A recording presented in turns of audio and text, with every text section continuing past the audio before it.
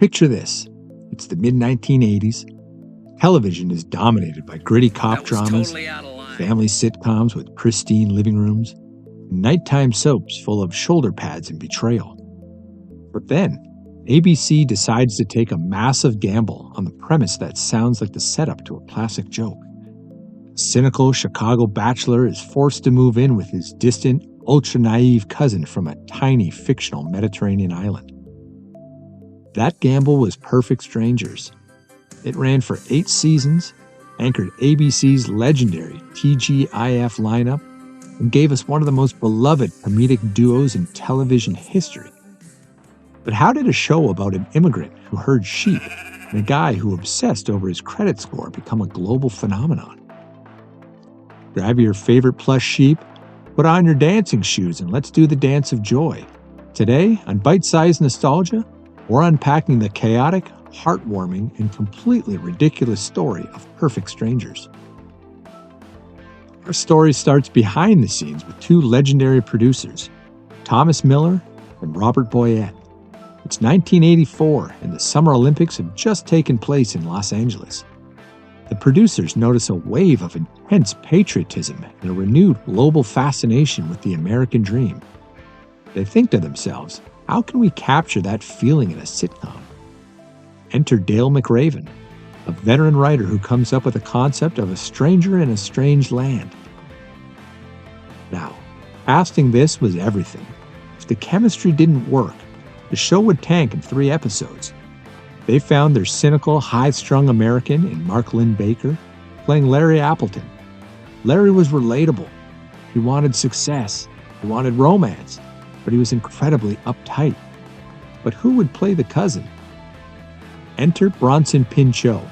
He had just stolen the show in the 1984 movie Beverly Hills Cop as Serge. My name is Serge, and how can I help you? An eccentric art gallery boutique employee with an unidentifiable accent.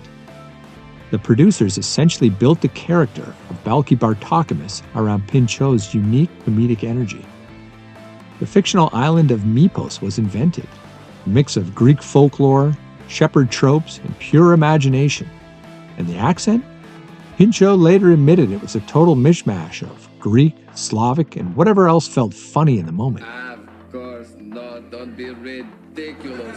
When Linn-Baker and Pinchot got into a room together for the first time, it wasn't just good casting, it was lightning in a bottle. The show premiered on March 25th, 1986, as a mid-season replacement. It wasn't an instant, overnight smash, but audiences quickly fell in love with the sheer physicality of the comedy. Think about modern sitcoms. A lot of the humor is fast-paced dialogue, sarcasm, or those awkward silences. Perfect Strangers was a throwback to the golden age of silent film and vaudeville. Linn-Baker and Pinchot spent hours choreographing their stunts. If Balki had to fall over a couch, or if Larry had to get trapped in a folding bed, they practiced it until it was high art. And then there was the dance of joy. Now we are so happy we do the dance of joy!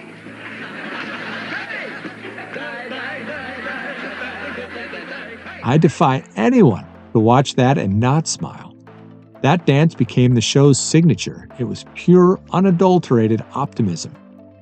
By season 4, ABC realized they had a golden goose. They moved Perfect Strangers to Friday nights, making it the anchor of the newly branded Thank Goodness It's Funny block alongside Full House, Family Matters, and Step by Step.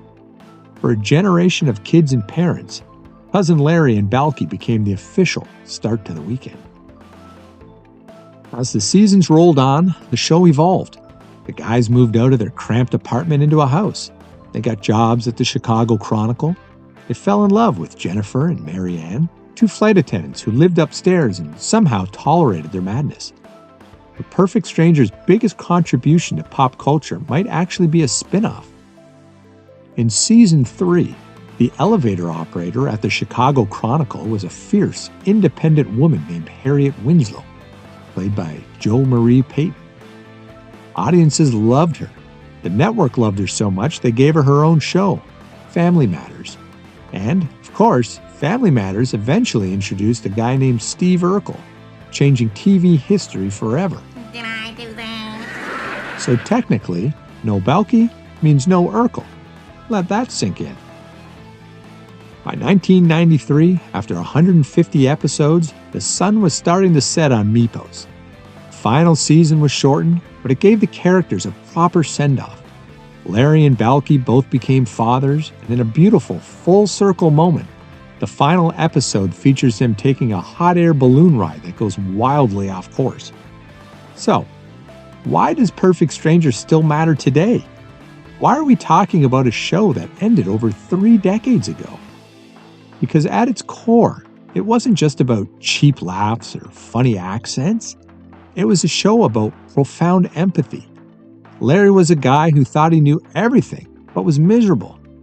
Balki was a guy who knew nothing about the modern world, but was full of joy. They balanced each other out. They taught each other how to be better human beings.